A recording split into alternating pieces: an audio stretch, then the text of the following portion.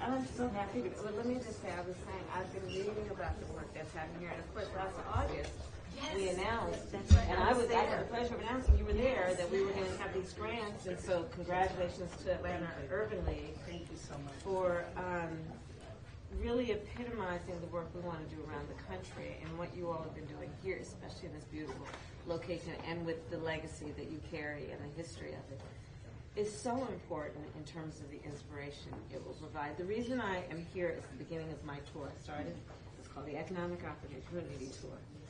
And knowing the history of leaders in Atlanta, and I want to thank the senators and the congresswomen, who have been dedicated to understanding the aspirations, the ambition, and the talent of the community, and then investing in that. I wanted to start here as not only an example, but a symbol of the spirit of the kind of work that produces the kind of excellence that we've seen. And this is my first stop in Atlanta on the first stop of the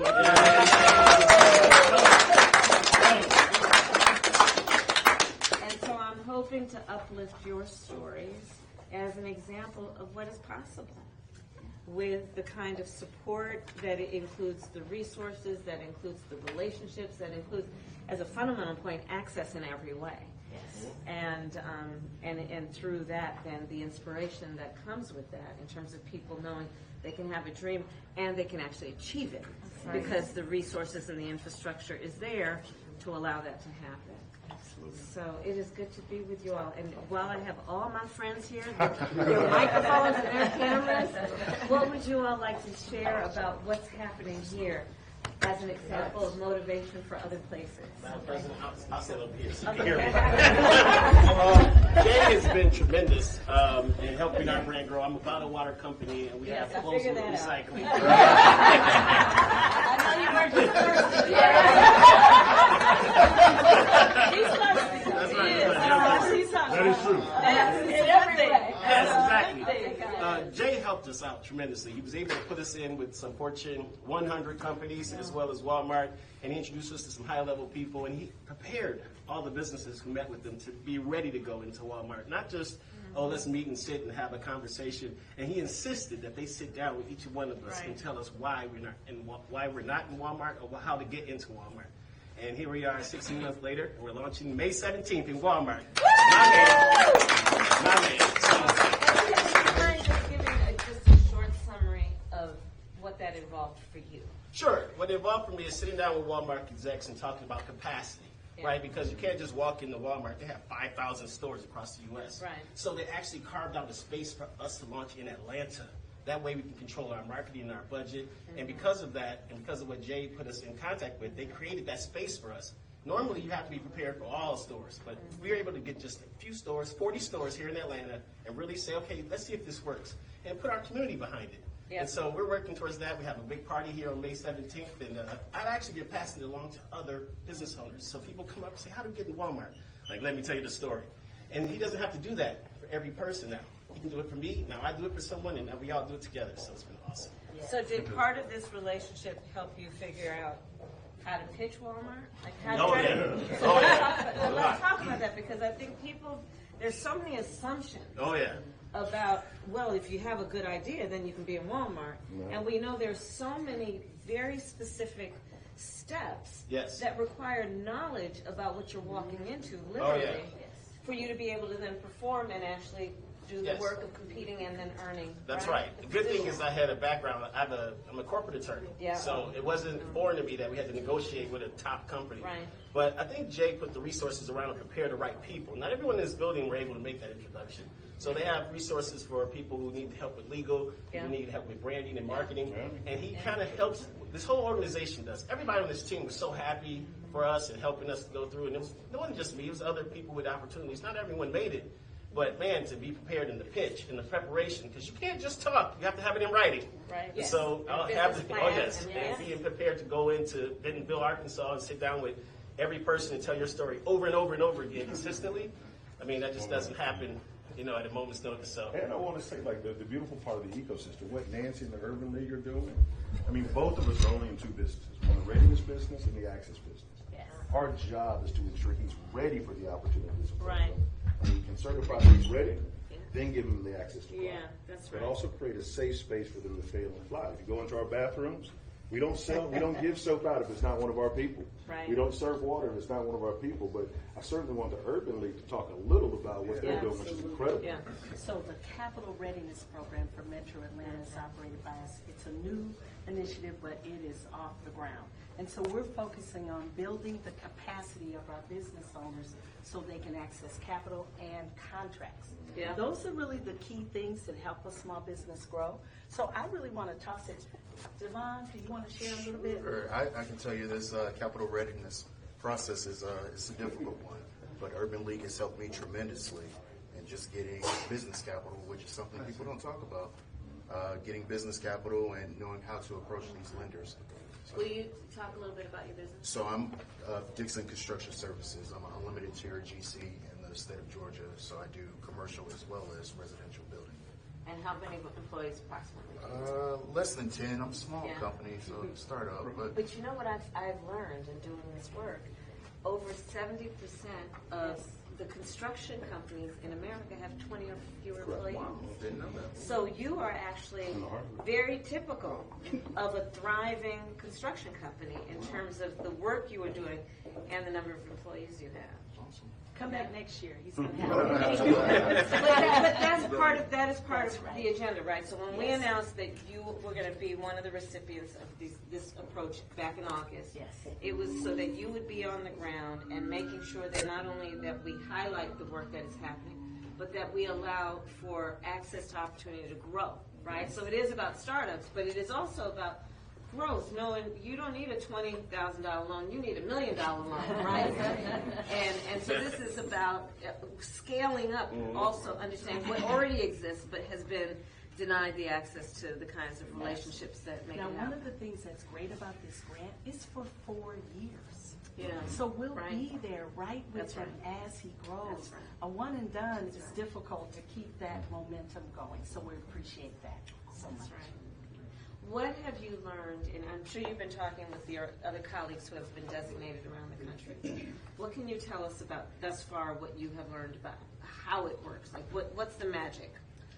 I'd say the magic is the combination of, to your point, the education first, Yeah. assessing where is the business right now, The where readiness. are the gaps, and we help people develop unique, customized plans to address their opportunities to build capacity. I don't like to call them challenges or Right. barriers, but it could be systems. It could be their financial and accounting systems need to be upgraded. That's right. It could be that they need more HR resources Yeah. or marketing, or they've never done business with Right. the government, our biggest purchaser of goods and services.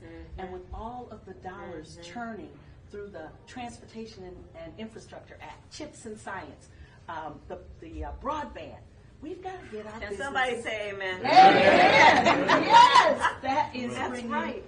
trillions, And trillions of dollars for the dollars, country, right? Yes. And we want to make sure everyone has Billions access to the here in work. Georgia, absolutely. And must say, we don't have the best track record at the state level for doing business with small and minority businesses, but we're going to keep pushing. That's right. Because we got firms That's right. that have the capacity to do so. That's right. And I think we lose GDP every year Yes. because the brilliant ideas that reside on the south side of the tracks of every city in America Yes. never reach the marketplaces they don't believe they That's belong. right. That's And I think the only difference between that north side of the tracks and the south side of the tracks is access, opportunity, and exposure. Yes. Both of our Yes. organizations provide it. Yes. But I think one of the things that's most unique about Atlanta, which I think will be the most consequential city of the next 100 years. We've got the colleges, we've got the corporations, we've got the culture, we've got the community. We also have the collaboration. Yes. And this Yeah. is a city where, yes, we can be in the same room and we're building together. And that's why you see 14 different organizations in this building that are all aligned on the same mission. And so we're a recipient of the AIM grant. Yeah. And so one of the largest grants in the state of Georgia's history, but to focus on innovation, advance in additive manufacturing, Yeah. AI, and taking That's it right. to the communities that have never been able to have access to it. So we're building a bus to literally go from city to city, town to town throughout the state, to bring a little bit of the magic that we do here to communities all over the state. Well, that's right. Including a focus then, of course, because in the state of Georgia, we know we have many, and the senators and the congressmen talk to me about this all the time, rural communities. Yes. Yes. And what is happening and can happen there in terms of innovation, whether it be innovation in terms of smart farming, Yep. the innovation that comes with, a lot of businesses want to move into rural areas and create an ecosystem. Correct. Yeah, We want to help facilitate, and we're Yeah. not going to wait on them. Yeah. We're taking that innovation to them. that's wonderful. Absolutely. The piece that you also mentioned that is part of, I think, the magic of what's happening here is creating access to markets. Yes. Right, so that's Yes. a lot of what you're talking about in terms of being able to go into that big, Yes. right, conglomerate, but access to markets in Yes. every way. So Right. we've been blessed. There of the Fortune 50, Fortune 100, 60% of the Fortune 500 have supported our work. But it's never just a transactional. We like funding to support our work. It's UPS, it's Delta, it's Walmart, it's all these corporations. Yes, funding to support our work, but the support to support our entrepreneurs. Even inherently in our name, the Russell Innovation Center for Entrepreneurs. Yeah. Always keeping the entrepreneur at the center of the conversation and never forgetting why we're here. But also demanding that our companies who have multi-billion-dollar spends. Yes. The thing that I say most, and you went to Howard, I stole the HBCU model. Yes. The institution Right. should carry the weight. He shouldn't have to go to Walmart. I like that. Let the institution fight the battles. like that. And then we create the bandwidth for him to walk right in the door, That's exactly right. ready and prepared. And so, That's right. So think of us as kind of a Howard I for like HBCU. Right, we love that. Morehouse, and Morehouse, and Clark. I know, I was doing that on purpose. I know. Yes. So yes. Oh, this is wonderful. Yes. Can you talk a little bit about you? So you have soap. You're doing We have soap. soap in the bathroom. So I'm Charmaine Gibbs West, and my business is Essence Tree. We're a holistic beauty and wellness brand that's just launched here into the bathrooms of Rice. But what I love about what you're doing in my brand, I love what you're doing for women business owners. That's really important to me as a woman-owned business. We sell our brands already in Whole Foods. But being here at Rice, it's allowed us to get direct B2B contracts where we're doing commercial Yeah. use of our facilities, of our amenities, I should say, and we're one of the first businesses to do that. So I'm really excited to be here to have the opportunity and all the other programs that is present here in this organization. So it's a really great place to be, and I'm really grateful to be a part of it. And the synergy, I can just Yes. feel it, right? Yes. And Yeah. you'll see it, Senator. I told you on the way up, for everyone listening, hers is not a unique story. Right. From the AV to the low voltage, to the architect, to the construction, to the paintings on the wall, the water we drink, the guy that provides the plant. We spend more with black businesses than most Fortune 1000 companies. We're a 4-year-old nonprofit organization. Okay. But the fierce intentionality to say, if I'm going to use soap, we're going to want to use one of our soaps. That's right. Right? Or we're going to drink water. And we drink and we spend with each other too. Correct. Right. I Right, hired right. a lot of contractors here out of this building to help me with the Right. lunch, so it kind of works in a great That's circle. right. Yeah, we got to turn that dollar over Absolutely. in our community more. And we have the ultimate responsibility to do that. And then be influencers on our anchor institutions like our hospitals and our universities That's right. and the corporate sector. That's right. Because when you think, and the federal government. That's right. Because a lot of those are our tax dollars. The state government, those are our property taxes. It's our income taxes. We want an equitable share. We're 33% of the population in Georgia. And the last disparity study showed we got less than 1% from the Department of Transportation. That's just one agency. So we know we have the capacity. The disparity study is clear. We've got the capacity, but the utilization. Yeah. And so pushing those doors open, breaking the cycles of good old boy networks, doing business where people are comfortable. We have to open those doors, because if we don't, the wealth gap is getting Well, let me wider just tell you. and wider. Let me just tell you something. There is, to your point, a method to the madness around what the president and I have been doing. So we came in practically on day one and made a commitment, which we're on track to achieve, to double the number of federal contracts that go to minority-owned businesses. Beautiful. To increase by 50%. Because we know that those are, once you get a federal contract, what that has the capacity to do to grow a business and grow the sustainability of that business, including, to your point, what that means in terms of hiring, what that means in terms of the overall community and economic benefit.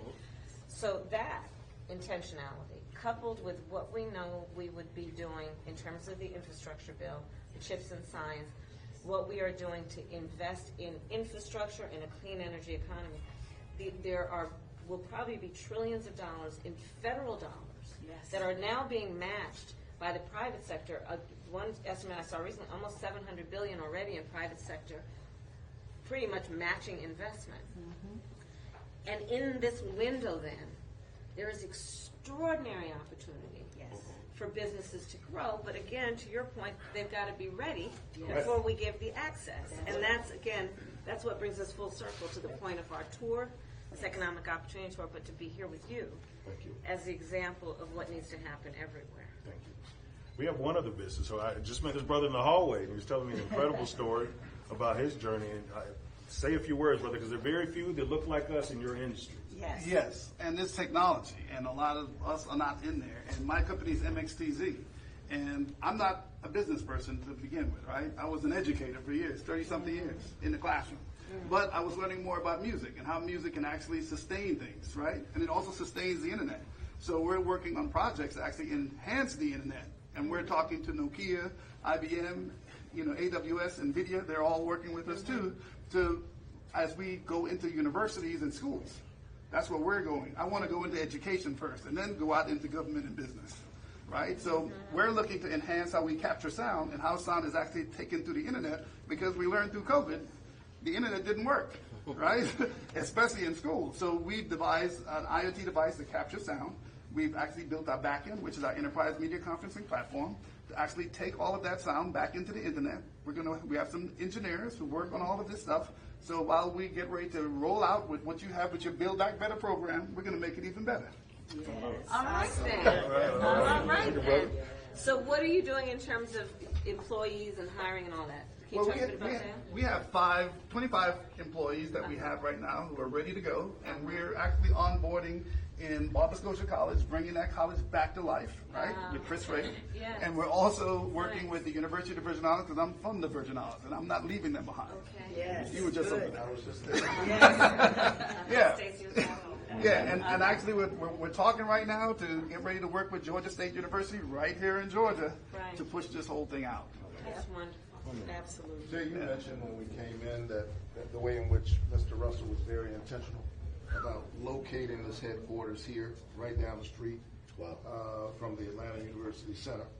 And the Biden Harris administration has been great on HBCUs. They've invested $7 billion in historically black With colleges. the B, y'all. in Yes. And in addition to that, $150 billion of student debt relief, which narrows the racial wealth gap, which is part of what we're talking about. Yes.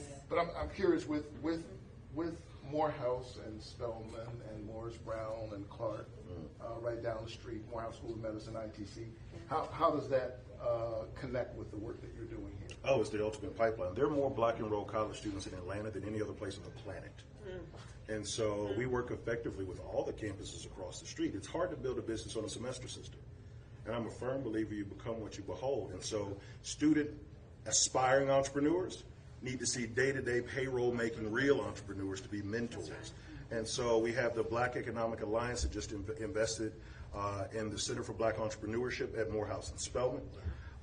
Clark Atlanta has their business program, and we literally from across the street cross-pollinate all the time, because I think that this ecosystem building is what makes Atlanta special.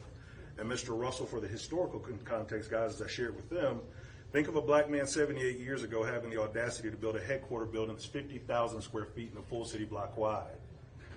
Directly across the street from those campuses, because Senator Ossoff, he knew that they needed to see the physical manifestation of what was possible for people that looked like them. So he wanted them to be inspired every day they matriculated. And that's why he built his headquarters on this hill. But no, it is exactly that. I don't think we make it without them across the street, but you also have to know that Georgia Tech is 2 miles down the road. Georgia State is 1 mile away. So we have this incredible ecosystem. Since you mentioned that, one of the other incredible bills came out of this administration, the CHIPS and Science Act, and in that, We put tech hubs. Yes. In that bill, and we were intentional about making sure HBCUs are a part of those tech hubs. You want to talk about that work and how Well, that's I think that we bring Georgia Tech into the conversation around tech hubs, and there's something on the table now. I think Urban League, you're involved with that as well. Again, back to the collaboration. We have a natural tech hub here, and I think with being an incubator accelerator with college campuses, with a technical college, I think just from proximity, that this has the opportunity to be the next hub for technology and innovation, and all of my peers all over the country, none of them have quite made innovation inclusive yet. We have a shot to do it here in Atlanta. One thing I just want to share My is brother. that we, We'll do it. June 17th and 18th, we are collaboratively hosting a Transportation Infrastructure and Equity Summit, where Congressman Hank Johnson is helping to support us, and others, and we know you all will be there as well. But we're bringing Black businesses, HBCUs, our workforce teams, our elected officials, and prime contractors and government agencies to explain how the dollars are coming through these bills into the state, and then down to the counties and cities. That's day one, and day two is, now how do I get involved and get a piece of these dollars? And the procurement chiefs from these different jurisdictions are going to be on hand to explain, these are the projects that are coming, these are the types of businesses, that's the connectivity. And then we'll have technical assistance providers like us and the funders, because they've got to have those resources to be ready. So we are really excited about that. That's and wonderful. So, yeah. Do you have any information on the SBA Community Navigator program as well? Because that's been really helpful. We do, and we're heading over to the next location where they actually will be physically, but I'll make sure we follow up with you. Yeah, that's awesome. Yeah, because there's a lot of work That that's worked been happening, excellent. and that's one of the reasons that I started this tour. Okay. Because there's a real gap in terms of the information about Yes. what's Yes. available. Yep. It's real. Yep. And the fact that you are asking that question tells me we have a lot more work to do. Because with you having that Walmart contract, you should know about this, right? So that's a measure for me of Yes. how much work we still have to do to get the word out. And I'm so glad you're doing that event in June. Please share that the president is the only president in 55 years to make MBDA a permanent agency. That is what our a lot of administration people did. don't know, and lifted the leader to an undersecretary level. We had Eric Morissette here last week. Well, he's here for our He's tour. here too? Yes. Right. Madam Vice President, I just want to say thank you. I know Yes, we have to move to the next yes, phase, we but do. everybody that's here is a guest. Thank you Please. so And I think we're going to take a picture. Everyone get right together. Go to Detroit, we're going to Chicago. So good to see you. Just tell me how it is. I want to work with Jeremy Williams, who made this possible. Great. Can we have everybody in? Yes. Here we go, everyone, looking at us, please. Right here, please. Can't see her in the back. Can you see everybody? In the back. Can't see her in the back. Can't see you. I'm gonna take it first. Right Right here, here. please. Thank you. Perfect. 1, 2, 3. Thank you. Please go. One more. Thank you so much. Thank you.